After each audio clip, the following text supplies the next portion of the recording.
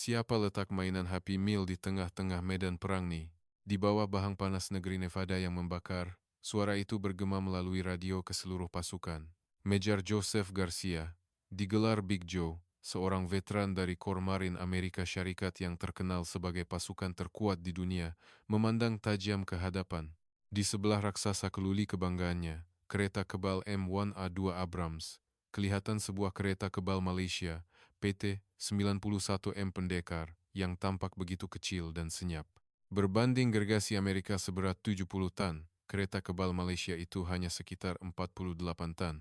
Mereka tidak tahu. Di dalam badan yang kecil itu, tersembunyi seekor syaitan yang mampu menundukkan hukum fizik sekalipun. Ini adalah kisah mengejutkan bagaimana, dalam masa hanya 3 menit, keangkuhan pasukan terkuat dunia bertukar menjadi jeritan ngeri, dan padang pasir Nevada menjadi tanah perkuburan besi. Pusat Latihan Nasional, NTC, di Nevada, Amerika Syarikat. Ia adalah medan idaman bagi setiap pemandu kereta kebal di dunia, tetapi pada masa yang sama, ia juga merupakan medan penyembelihan. Di tengah-tengah gurun yang terbentang luas, debu pasir berterbangan ditiup angin. Dalam neraka membahang dengan suhu melebihi 40 derajat Celcius, bunyi deruman yang menggegarkan bumi bergema. Bunyi itu datangnya dari raksasa terkuat milik tentara darat AS, M1A2 Abrams. Dengan panjang hampir 10 meter dan berat 70 tan, badannya yang disaluti perisai komposit terkini menjadikannya sebuah kubu bergerak. Meriam laras licin 120 mm miliknya adalah sabit maut yang mampu melenyapkan mana-mana musuh dari muka bumi. Pemandangan barisan raksasa ini memenuhi ufuk sudah cukup untuk menimbulkan rasa putus asa. Di barisan hadapan, seorang lelaki berdiri. Major Joseph Garcia, atau Big Joe. Dengan ketinggian melebihi 190 cm, saiz lengannya menyamai paha orang biasa. Batalion armor pertama yang dipimpinnya tidak pernah kalah dalam mana-mana simulasi pertempuran sebelum ini. Falsafahnya mudah dan jelas. Besar itu kuat, berat itu adil. Baginya, tetamu yang datang dari negara kepulauan di timur jauh. Kali ini kelihatan sangat kecil dan lucu. Joe menggigit cerutnya dan menghidupkan suis mikrofon. Suaranya disiarkan pada frekuensi yang sama ke seluruh unit tentara AS dan juga pihak Malaysia. Hei, jangan berguraulah. Ini terlalu kecil untuk sebuah kereta kebal buatan Malaysia. Di hujung pandangannya, 4 buah kereta kebal Malaysia berhenti. Kereta kebal PT 91M Pendekar milik Tentara Darat Malaysia dengan berat sekitar 48 tan. Berbanding dengan Abrams Amerika di sebelahnya, ia kelihatan seperti seorang dewasa di sebelah kanak-kanak. Siluetnya yang lebih kecil dan reka bentuknya yang kelihatan modern. Tetapi di mata Joe, ia hanya kelihatan lemah. Dia mencondongkan badannya keluar dari atas kendaraan perisainya dan dengan sengaja bercakap dengan suara yang kuat kepada orang bawahannya. Tengok tuh, nampaknya ada orang tempah perodua kancil untuk dihantar ke medan perang. Mungkin mereka bawa nasi lemak agaknya. Askar-askar Amerika ketawa terbahak-bahak. Bunyi ejekan dan siulan bercampur baur kedengaran tanpa henti dari radio. Mejar, benda tu boleh terbalik dengan tiupan angin dari meriam kita saja. Perisainya mungkin setebal telepon bimbit saja, kan? Tak, aku rasa ia diperbuat daripada plastik. Mesti bunyi pok-pok-pok kalau diketuk. Kata-kata penghinaan tidak berhenti. Mereka benar-benar percaya bahwa dalam pertempuran kereta kebal, perbezaan berat adalah jurang mutlak yang tidak dapat diatasi. Dalam istilah tinju, ia seperti seorang juara heavyweight bertarung dengan peninju flyweight yang belum pernah naik ke gelanggang. Kemenangan adalah mustahil. Ini bukan keangkuhan bagi mereka, tetapi fakta fizikal. Di tengah-tengah badai ejekan itu, pasukan kereta kebal Malaysia tetap senyap yang menakutkan. Hanya seorang yang kelihatan dari Palka, komander pasukan, Major Azman, bertubuh kecil, dengan rambut pendek yang sudah beruban dan wajah yang tenang bergaris tegas. Penampilannya lebih mirip seorang tukang craft tangan berbanding Joe, yang merupakan jelmaan kekerasan. Joe melompat turun dari kereta kebalnya dan berjalan dengan langkah besar ke arah Azman. Bunyi derap kasutnya di atas batu kerikil meningkatkan ketegangan di pihak Malaysia. Joe menepuk-nepuk badan kereta kebal. Pendekar seolah-olah sedang menilai kereta terpakai yang murah. Dengar sini, Azman. Aku nasihatkan kau, Lebih baik menyerah sekarang. Joe tersenyum sinis dan mendekatkan wajahnya kepada Azman. Aku tak mau anak-anak buah kesayanganku terpaksa mengubah keranda mahal kau orang ni menjadi besi buruk. Kepingan besi nipis ni boleh berlubang, dengan sekali bersin aku saja. Di belakang Azman, kelihatan seorang anggota muda menggigit bibirnya menahan geram. Genggaman pemandu pada tuil kawalan menjadi begitu kuat sehingga buku limanya memutih. Terdengar samar-samar suara askar Amerika bertaruh mengenai nisbah. Kill death. Sama ada pasukan Malaysia akan dihapuskan dalam 10 menit atau 5 menit. Tiada seorang pun yang bertaruh untuk pihak Malaysia. Namun Mejar Azman langsung tidak menunjukkan sebarang perubahan riak wajah. Dia hanya mendongak memandang gergasi di hadapannya dengan pandangan yang dingin dan tenang. Joe, yang salah menganggap kesenyapan itu sebagai tanda ketakutan, ketawa sinis dan berpaling. Baiklah, aku akan bagi kau orang handicap. Joe berkata sambil berlalu. Kami tidak akan bergerak selama 3 menit. Kami hanya akan menembak dari posisi ini. Kasihan pula nak tembak musuh yang bergerak kan. Nikmatilah masa bermain pasir dengan mainan tak berkuasa kau orang tu. Gelak tawa sekali lagi meletus dari kem tentara Amerika. Ia adalah satu penghinaan. Adakah penghinaan yang lebih besar daripada ini? Taring yang telah diasah untuk mempertahankan negara, kristal yang dicipta oleh para jurutera dengan sepenuh jiwa mereka telah digelar mainan. Joe masuk ke dalam palkanya dan bunyi logam pintu palka ditutup bergema. Ia adalah isyarat permulaan hukuman mati. Raksasa-raksasa 70 tan itu serentak menghidupkan enjin mereka. Bunyi nyaring enjin turbin gas menggegarkan atmosfera. Di pihak Malaysia pula, enjin diesel kereta kebal pendekar mula mengaum, perlahan tetapi penuh kuasa. Mejar Azman menekan suis interkomnya. Suaranya kedengaran sangat rendah dan dingin. Semua kreu, kamu dengar itu? Jawaban baik, Tuan. Daripada anak-anak buahnya dipenuhi dengan kemarahan yang tidak dapat dibendung. Mereka kata kita ini mainan. Kalau begitu, mari kita tunjukkan kepada mereka betapa bahayanya mainan buatan Malaysia. Kita akan ajar mereka bahwa perisai tebal yang mereka banggakan itu hanyalah beban yang tidak berguna. Mata Azman menangkap imej Abrams di kejauhan melalui monitor. Handicap tidak diperlukan. Kita akan ajar mereka. Debu pasir berterbangan. Detik nasib telah bermula. Tentera darat Amerika yang terkuat di dunia masih tidak sedar. Lawan yang mereka provokasi bukan sekadar serigala berbulu domba, tetapi taufan yang mengamuk, menentang hukum fizik itu sendiri. Berbeza dengan suasana hingar di luar, bahagian dalam kereta kebal, pendekar diselubungi kesunyian. Perisai tebal dan bahan kalis bunyi, menghalang suara tawa Mejar Garcia dan deruman enjin. Seolah-olah ia datang dari dunia lain. Apa yang kedengaran hanyalah bunyi elektronik bernada rendah dan nafas teratur para kreu. Ketua, pautan data. Sistem kawalan tembakan semua kenderaan telah disegerakan. Mejar Azman mengangguk ringkas mendengar laporan penembak. Di monitor di hadapannya, kedudukan kenderaan sekutu, kedudukan musuh, kontur muka bumi, malah arah angin dan suhu dipaparkan dalam masa nyata, persis skrin permainan video.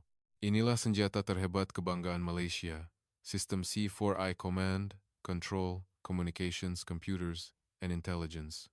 Mejar Garcia tidak sedar. Jika kereta kebal Abrams mereka adalah sekumpulan pahlawan kuat yang bergerak secara individu, pasukan kereta kebal pendekar Malaysia adalah satu raksasa dengan otak gergasi yang satu. Keempat-empat kereta kebal itu dihubungkan oleh saraf yang tidak kelihatan. Maklumat musuh yang dilihat oleh kenderaan pertama dikongsi, serta-merta dengan kenderaan kedua, ketiga, dan keempat. Tidak perlu bertukar kata, seolah-olah dengan telepati, semua orang melihat perkara yang sama, berfikir pada masa yang sama, dan boleh menarik picu pada detik yang sama. Inilah taring kepintaran yang diasah oleh Malaysia dalam kekangan untuk menghasilkan kenderaan yang lebih ringan. Perbezaan berat? Nampaknya orang Amerika masih fikir saiz otot menentukan kemenangan dalam pergaduhan, bisik Azman perlahan. Memang benar, dari segi ketebalan perisai mereka tidak akan menang. Jika bertempur secara berdepan, pihak merekalah yang akan menjadi debu dengan satu tembakan. Tetapi, Itu hanya jika tembakan itu kena. Azman memandang ke arah pedal di kakinya dan bersuara kepada pemandu. Rashid, bagaimana keadaan kaki istimewa kita? Terbaik, Tuan. Transmisi yang ditala oleh pasukan pembangunan Jentera Lumba, sampai mereka menangis dah tak sabar nak mengamuk, jawab Kopral Rashid sambil tersenyum dan mengusap tuil kawalan. Kereta kebal, pendekar ini telah menerima pengubah suaian luar biasa yang tidak terdapat pada senjata biasa, transmisi hidromekanikal, HMT. Sementara kereta kebal biasa terhege-hege menukar gear untuk memecut, kereta kebal ini boleh mencapai kelajuan tertinggi dalam sekelip mata dengan lancar seperti motor elektrik. Tambahan pula, ia dilengkapi dengan suspensi hidraulik yang telah diuji di muka bumi Malaysia yang mencabar. Ini bukan sekadar penyerap hentakan biasa. Ia boleh mencondongkan badan kenderaan ke hadapan, belakang, kiri, dan kanan dengan bebas. Ia umpama otot kepada kereta kebal. Ia membolehkannya merendahkan badan untuk bersembunyi di sebalik halangan atau mencondongkan badan untuk membidik musuh pada sudut yang mustahil. Dengar semua, dengar baik-baik, suara Azman menegangkan suasana di dalam kereta kebal. Mereka kata mereka tidak akan bergerak selama 3 menit. Kita akan jadikan handicap angku itu sebagai punca kematian mereka. Tentara Amerika menganggap kereta kebal sebagai kubu bergerak. Kuat walaupun tidak bergerak, bertahan akan membawa kemenangan. Itulah falsafah mereka. Tetapi Malaysia berbeza. Di sebuah negara yang sumbernya terhad, dengan budget dan kekangan yang ada, jalan yang dipilih untuk terus hidup adalah gabungan keupayaan mengelak yang ekstrim dan tembakan berketepatan tinggi. Ia tidak akan menjadi masalah jika tidak kena. Kereta kebal kita bukan kubu. Ia adalah sebilah keris. Azman merenung sekumpulan Abrams gergasi di monitor. Keris yang tajam dan pantas menusuk titik lemah musuh lebih dalam dan lebih cepat daripada tukul yang berat. Masanya telah tiba untuk membuktikannya. Kira detik permulaan latihan bermula. 5, 4, 3. Wajah para jurutera terbayang di fikiran Azman. Jurutera yang bekerja tanpa tidur untuk memenuhi permintaan mustahil jadikannya ringan, tetapi jangan jadikan ia lemah. Pemandu uji yang mengulangi ujian pemanduan yang memeritkan dengan semangat jangan biarkan teknologi Malaysia dipandang rendah. Jiwa yang mereka curahkan kini memberi nyawa kepada 48 tan besi ini. 1. Anak mata Azman terbuka. Kemarahan yang tadinya senyap kini telah bertukar menjadi niat membunuh yang dingin. Major Garcia, Anda telah melakukan kesilapan besar. Anda bukan cari gaduh dengan kereta kebal kecil biasa. Anda cari gaduh dengan taring moden yang mewarisi semangat pahlawan. Mula, semua kenderaan menari seperti hantu. Enjin kereta kebal pendekar mengaum. Tetapi ia bukan bunyi letupan yang berat. Ia adalah bunyi pecutan yang nyaring dan tajam, seperti sebuah kereta sport. Dalam sekelip mata, ketika gergasi 70 tan itu terkedip, mainan kecil dari Malaysia itu telah meluncur merentasi gurun seperti angin kencang. Kenderaan musuh mendekat dengan pantas. Terlalu laju, terlalu laju. Jeritan askar pengendali radar Amerika memecah kesunyian di pusat kawalan. Major Garcia hampir terlepas cerutnya. Jangan panik, itu cuma serangan bunuh diri secara lurus. Mereka adalah sasaran mudah. Tembak. Raksasa-raksasa 70 tan itu perlahan-lahan memusingkan turret mereka. Bagi mereka, kereta kebal ringan yang menyerbu dari hadapan tidak lebih daripada rama-rama yang terbang ke arah api. Siluet pendekar yang meluru laju sambil mengeluarkan asap tebal kini berada di tengah-tengah skop bidikan. Dapat kau, semua orang yakin pada saat itu. Bam! Meriam 120 mm meletus dengan bunyi yang memekakan. Peluru meriam meluncur melepasi kelajuan bunyi. Ia sepatutnya menembusi perisai hadapan pendekar. Tetapi, satu pemandangan yang sukar dipercayai berlaku.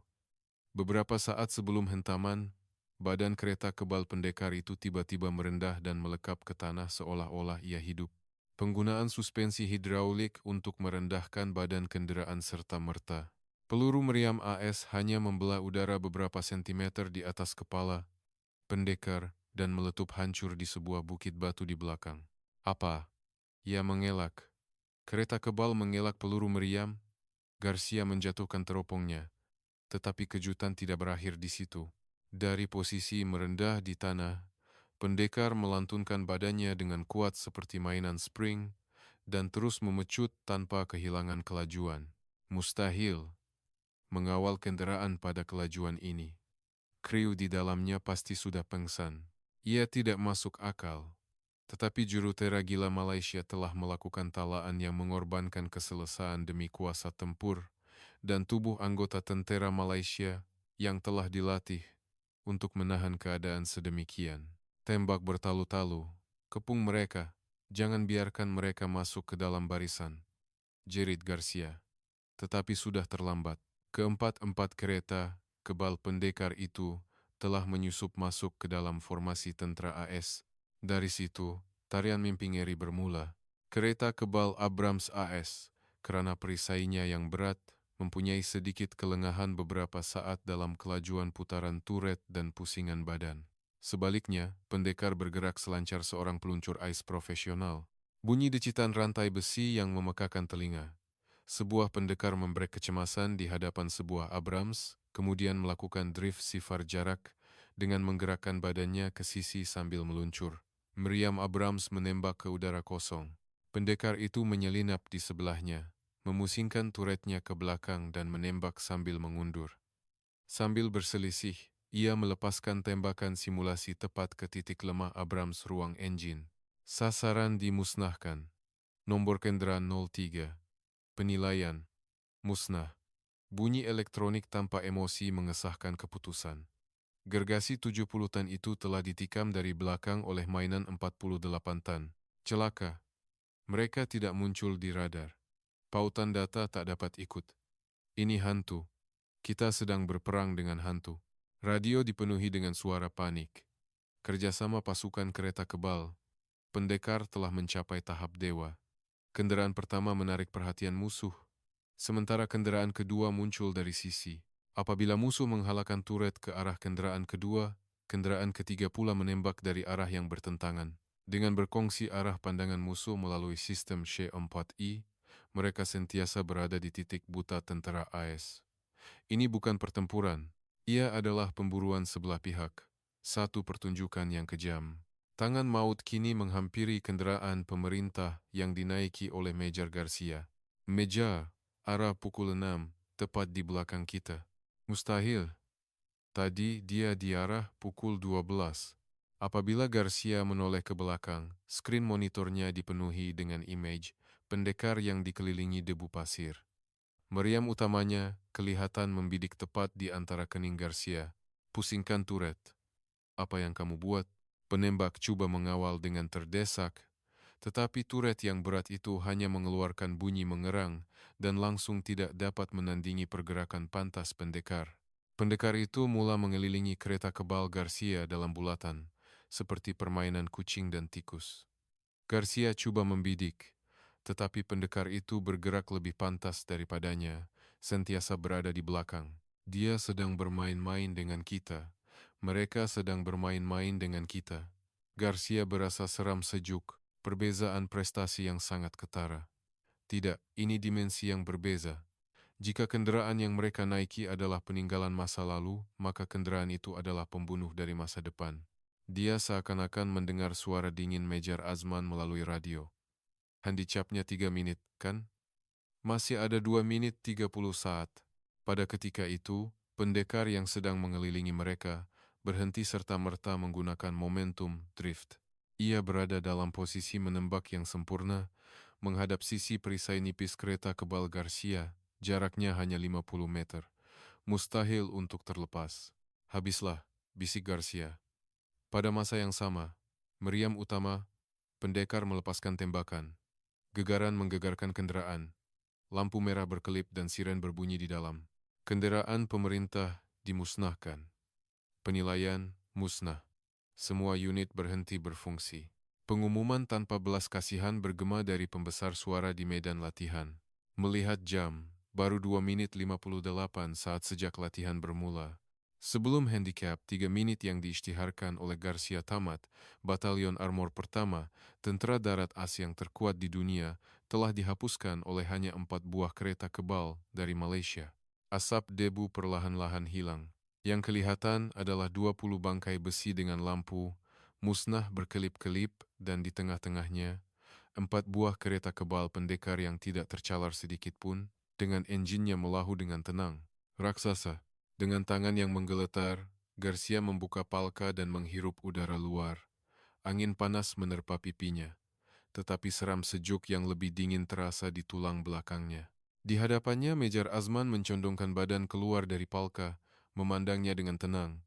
Wajahnya tidak menunjukkan kegembiraan kemenangan, hanya riak seorang profesional yang telah menyelesaikan tugasnya. Kesunyian yang menusuk menguasai padang pasir Nevada.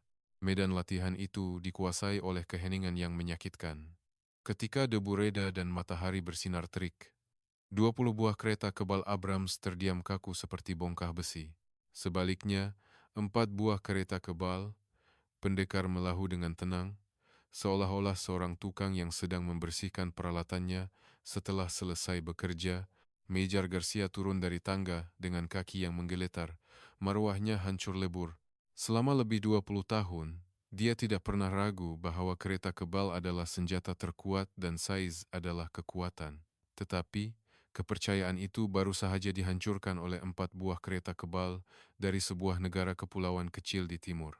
Dia menanggalkan topi keledarnya dan berjalan ke arah Mejar Azman.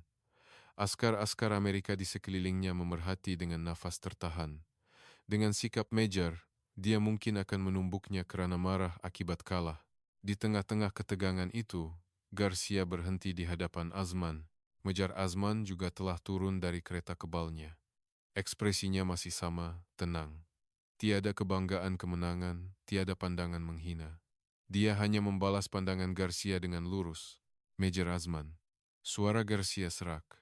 Dia menarik nafas dalam-dalam dan perlahan-lahan membuka mulut. Aku kata kereta kebal kau orang mainan Happy Meal kan? Ya, saya dengar dengan jelas, jawab Azman dengan tenang. Biar aku betulkan. Garcia menggelengkan kepalanya. Itu bukan mainan. Itu adalah jet pejuang yang bergerak di darat. Tidak, ia lebih daripada itu. Kami telah ditunjukkan rupa peperangan masa depan. Garcia menoleh ke arah Abrams kesayangannya di belakang dan ketawa sinis. Kereta kebal kami memang kukuh. Tetapi di hadapan kau orang, ia hanyalah seekor kura-kura gemuk yang lembab. Kami tak nampak. Kami tak faham bagaimana kau orang bergerak, dari mana kau orang menembak. Sampai ke akhir, kami tak faham apa-apa. Kemudian, Garcia berpaling semula kepada Azman dan menundukkan badannya yang besar itu dengan hormat.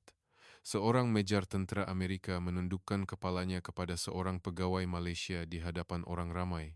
Aku silap. Maafkan kejahilan dan kebiadaban aku. Kau orang menang? Melihat adegan itu, askar-askar Amerika di sekelilingnya terdiam.